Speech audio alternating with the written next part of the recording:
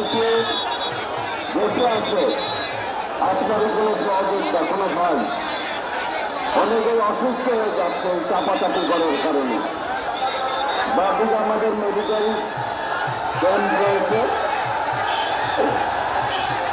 সেখানে আমাদের ভলেন্টিয়াররা নিয়ে যাচ্ছে। কিন্তু এইভাবে যদি আপনারা সামনের দিকে কাউকে পুশ করেন, আর সামনে যারা বসে আছে তারা অনেকেই অসুস্থ হয়ে যাচ্ছে, এই বিষয়টি আপনারা সর্বোচ্চ খেয়াল রেখে অবস্থান করবেন।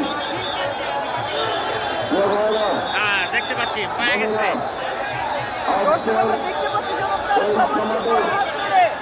বাংলাদেশের ইতিহাসের এই মহাদেশের ইতিহাসে এত লোক একসঙ্গে সমাগত হয়নি, এত বড় সমাবেশ আর কোনোদিন হবে কিনা তাও জানি না।